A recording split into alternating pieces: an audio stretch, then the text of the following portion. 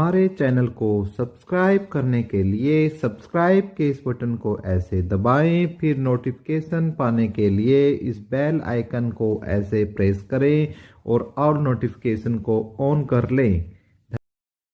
Welcome साथियों, एक बार फिर आपके अपने चैनल एपिक एजू पर हम आपका स्वागत करते हैं और उम्मीद करते हैं कि आप और आपका परिवार एकदम स्वस्थ, मस्त और बिंदास होगा। तो भाई आज हम जो हरियाणा सरकारी भर्ती से संबंधित अपडेट लेकर आए हैं, एक तो 20 ग्रुप की जो है जानकारी हमने आपको दी थी, तो उसके ऊपर क्या कोर्ट ने कहा, हम एक बार फिर आपको सारी चीजें समझाने की कोशिश करेंगे इस वीडियो में।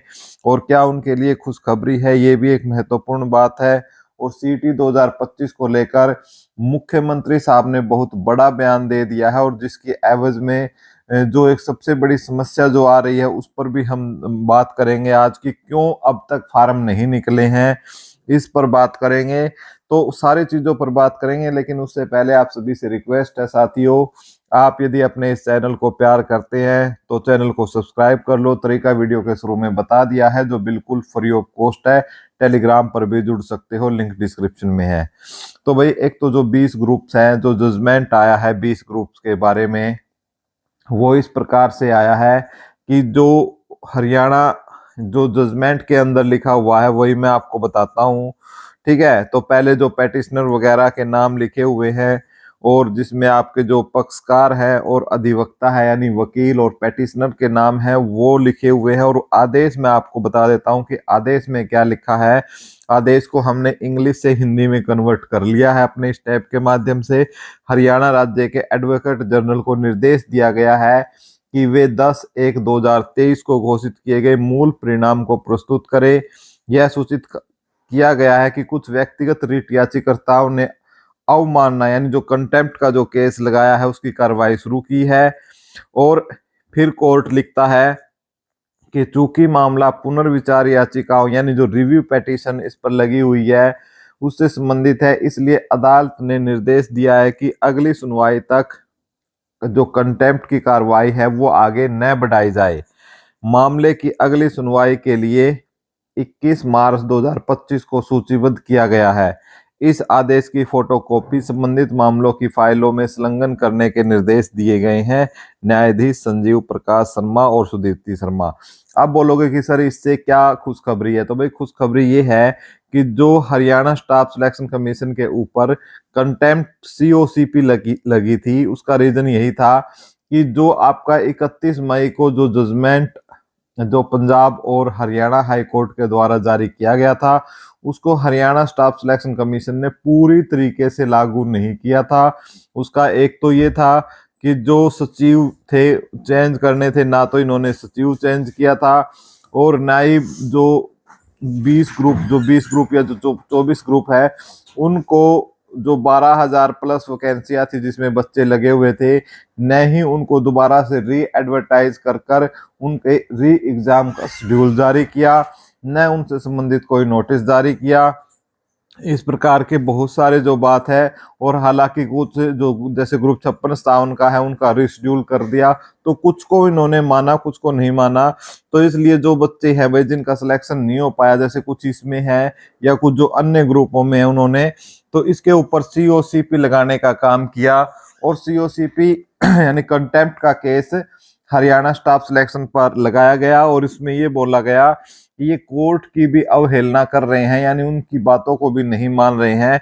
तो इसलिए जो न्यायाधीश संजीव प्रकाश और सुदीप्ति शर्मा जी ने ये बोला है कि भाई फिलहाल ये जो जजमेंट है इसके ऊपर ग्रुप 20 के लिए उसके ऊपर रिव्यू पेटिशन लगाई गई है।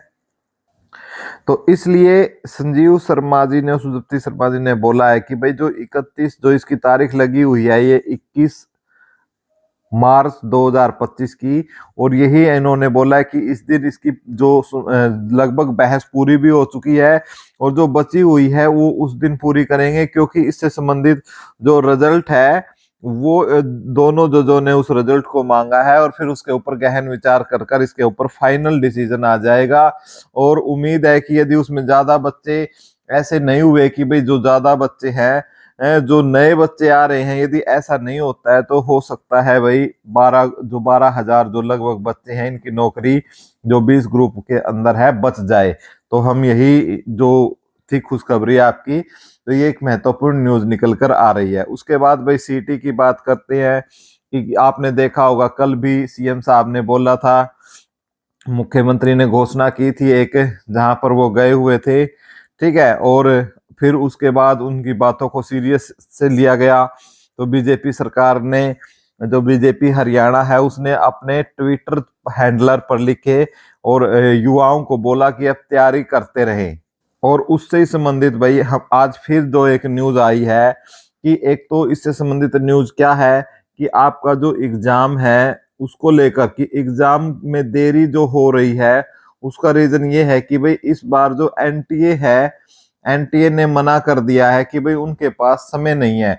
और एनटीए ने सिर्फ हरियाणा को ही मना नहीं किया है एग्जाम लेने के लिए, ऐसे बहुत से एग्जाम है जो एनटीए करवाती है, तो लगभग लगभग सभी को इन्होंने मना कर दिया है। और जिसमें नीट का और आईआईटी जेई का पेपर और जो सीयूटी का पेपर जो नीट लेती है, इस प्रकार के कुछ महत्वपूर्ण पेपर लेती है, तो इसलिए उनके पास जो बहुत बड़ी संख्या में बच्चों का एग्जाम लेना होता है, तो समय का अभाव एनटीए ने बताया है। तो ये भी एक मसला है कि जो एग्जाम में आपकी देरी हो रही है, फॉर्म नहीं निकल रहे, तो जो हरियाणा में इस बार जो सीटी की परीक्षा है, वो तो ये बोल रहा है कि या तो एचएसएससी इसको एग्जाम को लेगा या फिर इसको भिवानी बोर्ड यानी एचबीएससी इसको इसको एग्जाम को ले सकता है, या स्कूल शिक्षा बोर्ड से कराने की बन रही है संभावना। और जिसमें आपको जो न्यूज है वो पूरी हम आपको बता देते हैं कि इसमें लिखा हुआ है कि चंडीगढ़ हरियाणा सरकार के ग्रुप सी और ग्रुप डी पदों के स्थायी भर्ती के लिए प्रदेश सरकार ने कॉमन एलिजिबिलिटी टेस्ट कंपलसरी किया हुआ है। जब से सरकार ने इसे कंपलसरी किया है तब से अब तक सिर्फ एक बार टेस्ट हुआ है। इस साल सीटी का आयोजन कराने के लिए मुख्यमंत्री नायब सिंह सैनी ने हरियाणा कर्मचारी चयन आयोग के साथ एक बैठक की थी। बैठक में हुई चर्चा से संकेत है कि इस बार सीटी का आयोजन हरियाणा कर्मचारी चयन आयोग या हरियाणा शिक्षा बोर्ड से कराया जा सकता है। नेशनल टेस्टिंग एजेंसी से इस बार सीटी का आयोजन शायद ही आयोजन कराया जाए। हालांकि एनटीए से कराए जाने का विकल्प अभी भी खुला है, मगर इसकी ज्यादा संभावना नहीं लग रही। भाई संभावना मैंने बता दी है, एनटीए ने खुद इसके लिए एक नोटिस निकाला था आज से महीना भर पहले, तो इसलिए ये इस प्रकार की खबर है। और सीएम साहब या एचएसएससी है जो वो बोल रहे हैं, इसका जो देखो इसका मुख्य कारण है कि एनटीए जो पेपर कराता है उसे पिछले दिनों में कुछ के पेपर लीक हो गए थे, यानी आपने देखा होगा AIEEE का भी पेपर लीक हुआ था। तो इससे जो बोल रहे हैं, लेकिन ये इनकी अपनी मोनोपोली है कि ये इस प्रकार की बातें बोल रहे हैं, लेकिन एनटीए तो इनको खुद ही मना कर रहा है भाई, ठीक है। एनटीए, क्योंकि एनटीए ने पिछली बार हरियाणा में जो एग्जाम लिया था वो शायद बहुत ही अब तक का शानदार था और कहीं इतना ज्यादा जो पेपर है वो लीक नहीं हुआ था। जो और इनसे ज्यादा तो जो पेपर है जब हरियाणा स्टाफ सिलेक्शन कमीशन खुद लेता है तब आपका पेपर लीक होता है। और मुख्यमंत्री ने एचएससी से कहा कि अपनी तैयारी रखें, ठीक है, यानी भाई तैयारी करें। और फिर आयोग ने परीक्षा केंद्रों की फील्ड रिपोर्ट मांग रखी है, सदस्यों ने मीटिंग भी कर ली है, यानी आपके पूरे तरीके से ये कह सकते हैं कि ये है। अब देखो बात होती है, जब आपको पता है यदि हरियाणा स्टाफ सिलेक्शन कमीशन आपका एग्जाम लेगा तो आपको पैटर्न का पता ही है भाई, किस प्रकार का पैटर्न है। कई बार तो ये हिंदी को छोड़ देते हैं, कई बार ये इंग्लिश को छोड़ देते हैं, कई जगह आपके जो जीके के क्वेश्चन में एनिमल हस्बेंड्री को डाल देते हैं। तो इनका तो कोई खास पैटर्न है नहीं है, फिर भी इन्होंने अपना सिलेबस दे रखा है। लेकिन यदि आपका भिवानी बोर्ड आपका एग्जाम लेता है तो आप जो एस्टेट के जो पेपर है वो देख सकते हो कि किस लेवल का एस्टेट के जो एग्जाम बनते हैं। और लगभग जो इनका रिजल्ट है 10 से लेकर 20% तक तीनों लेवल में रहता है। लेवल 1 में, लेवल 2 में और लेवल 3 में, तीनों में जो लेवल 3 का जो ये एग्जाम बनाते हैं, ये तो बहुत ही ज्यादा कठिन ये एग्जाम को बनाते हैं। तो इसलिए एस्टेट का जो हमने देखा है, और हरियाणा जीके की भी एस्टेट की हरियाणा बहुत अच्छी लेवल की आती है, जिसमें से 10 क्वेश्चन हरियाणा जीके के एस्टेट में डाले जाते हैं और 10 में से आपके 3 से 4 क्वेश्चन जो है वो करंट अफेयर से संबंधित ये डायरेक्ट पूछते हैं। तो इसलिए जो साथी यदि भिवानी बोर्ड लेता है तो इस प्रकार का जो पैटर्न है आपको चेंज होने का संकेत इसमें आपको मिलेगा, और उसके अकॉर्डिंग ही फिर आपको तैयारी करनी है। जैसे एस्टेट के एग्जाम लेते हैं उसी प्रकार का कठिन यानी एक स्टैंडर्ड क्वेश्चन, स्टैंडर्ड पेपर आएगा। ये नहीं है कि आपके और जो जीके के क्वेश्चन भी है वो आपके 10th to 12th 100% पूछेगा, और कुछ क्वेश्चन ये फिर भिवानी बोर्ड क्या है भाई, आपके बीएससी या बीए यानी ग्रेजुएशन लेवल के भी क्वेश्चन डालता है।